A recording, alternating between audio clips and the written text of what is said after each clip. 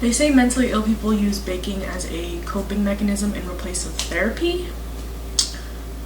As a mentally ill baker, I couldn't agree more.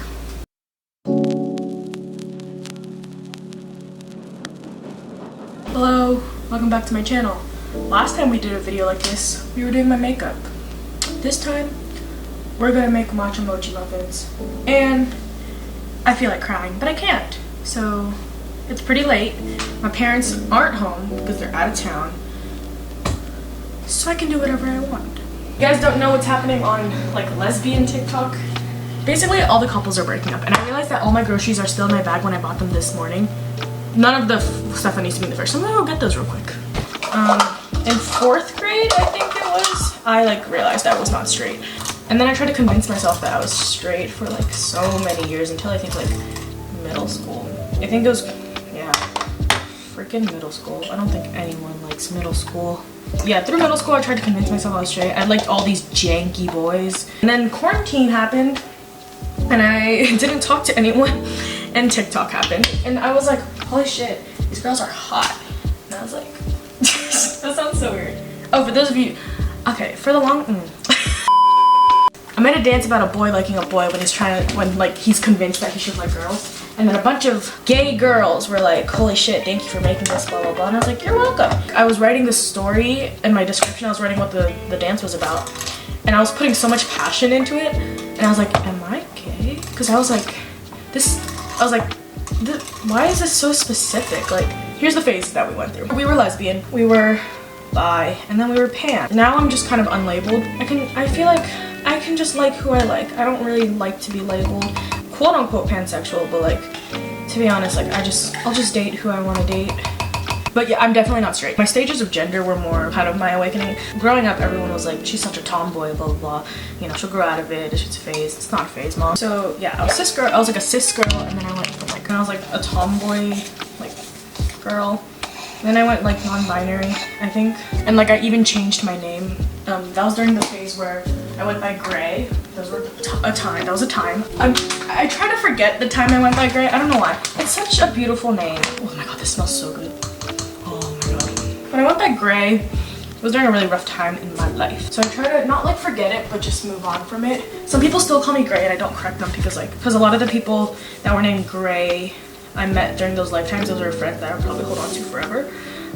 Because I met them like at a rough time in my life. Clearly they stuck through it. You know, it's like your family calls you a specific name that no one else can call. It's kind of like that. Like, it's like only they can call me that. I kept switching off from non-binary to gender fluid a lot. I was just confused, bro. I was so confused. And I wasn't really familiar with gender fluidity at the time. Like, there were only, oh my god, I'm so embarrassed. There were 3 genders to me. Male, female, and non-binary. And like trans males and trans females, they fit in the male and female category for me. So I was like, there's only 3 genders, and now there's like 42 or something like that, which I stand for.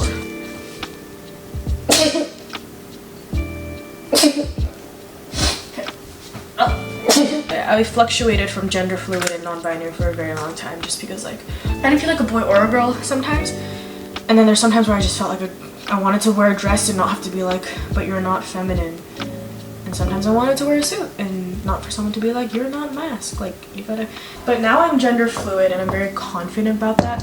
The only thing I'm so hesitant, I guess, about telling people that I'm gender fluid is because I don't look the part. And I know you don't have to look the part to assert your gender or whatever, but like, it's really hard because for dance, I don't know if y'all know, Staple Your Mouth Shut on TikTok. Their name is Alex. They're gender fluid, and I think there's one more. Their name is Jaden. I forgot their user, but like gender fluid royalty right there. Like they were like kind of what got me started on like the horizons that can be expanded with being gender fluid. It was really cool. It's about experimenting. A lot of it doesn't have to be announced. Like you don't have to tell everyone like when you're switching your gender, you're switching your sexuality all of a sudden. I know so many people who they were like, I am lesbian, and they're like, actually I'm bi. Like I met a guy. It's just because I've been so scared of guys for a long time, and then I met a guy. Like it's just like you gotta do it on your own terms, I guess. You shouldn't be afraid of what other people think, and I know that like in the real world, like homophobia and all that stuff is a very real thing, but honestly, like fuck them. In my mind, I always say like, imagine only liking one person. Like imagine only having one option. Like that fucking sucks. And I'm not hating on straight people, by the way. Your options are so limited. Like you're gay, like you have so many more options. Like take pride in that, you know? The homophobia is really real, especially because I live in North America. The homophobia is really real, and I understand where everyone's coming from. I don't think coming out is necessary, because I don't think straight people have to come out. Although I did come out to for the longest time I was like, I'm not gonna come out to my parents, like it's not necessary. And then it came to the point where like, my parents are good now, but they kind of started like being homophobic, and I was like, I cannot stand for this. So I took like it really personally, and then they're like, why are you taking it so personally? I'm like, I am gay. So, oh, by the way, I'm saying gay as an umbrella term. I'm not like gay, like I'm not a male who likes males. I'm not saying that type of gay. I'm saying gay as an umbrella term. I'm not like the whole LGBTQ community, like as an umbrella term. Fuck society about like gay people. Like just let us love who we love. I feel like love is such a hard feeling to come across, and it's such a strong feeling too. Like even just experiencing that feeling is already such a rare thing. Like why are we criticizing people who are expressing their preferences on that feeling? It's like ice cream. There's vanilla and chocolate. You might like vanilla, you might like chocolate, but then there's some people who like strawberry. There's some people who don't like ice cream at all.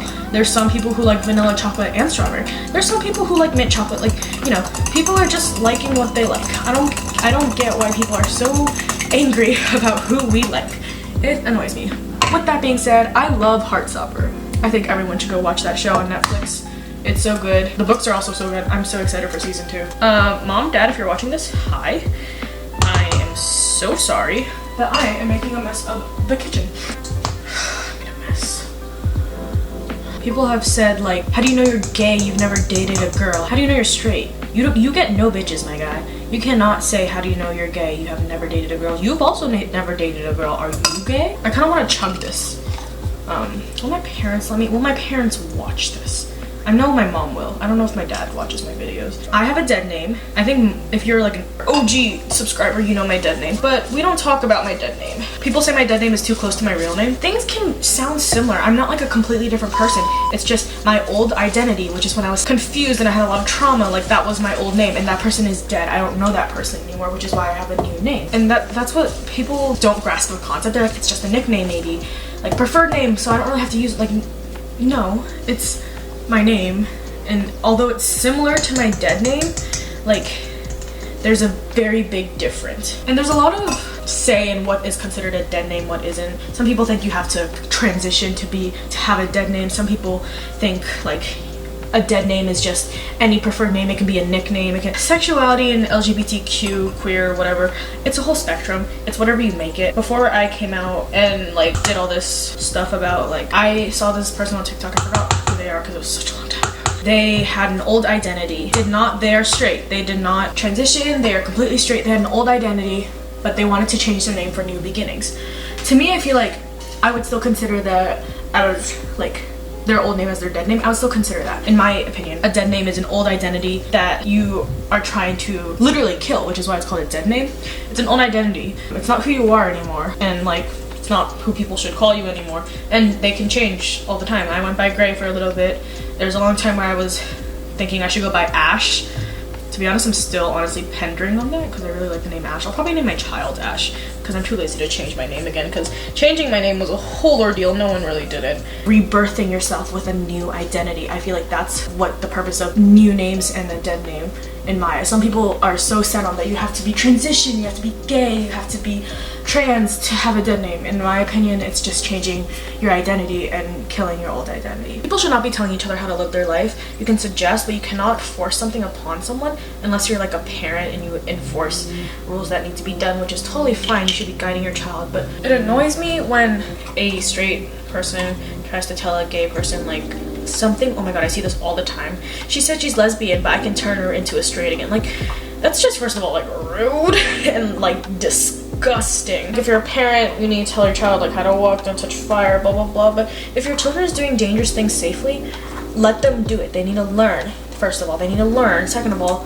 they're just expressing. I feel like now in this day and age, I'm a part of Gen Z.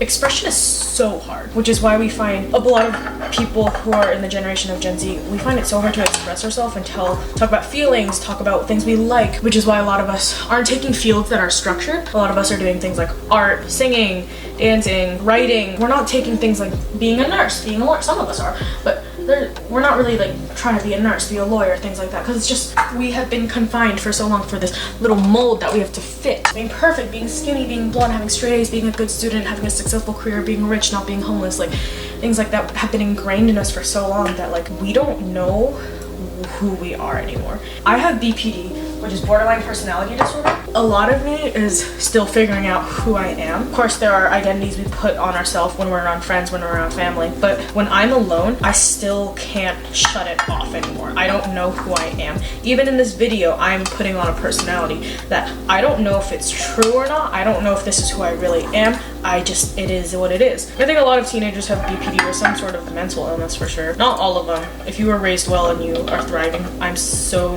happy for you and also jealous. I explained this to my therapist. Whenever you're doing some sort of production, there's on stage and there's off stage, there's backstage. I feel like I am always on stage. Even when the curtain is closed, the lights are off, no one's in the room anymore, I feel like I'm on stage, which could be anxiety, it could be borderline, it could be so many things. But first of all, it's a trauma response. Second of all, it's because I don't know who I am, because for so long I've been engraved in this box of this is who I am and that's not who I was. So now that I'm a teenager and I have like the freedom to do this because the world has changed, like I'm trying to figure out who I am still to this day, and I don't know who that is, and that's totally fine.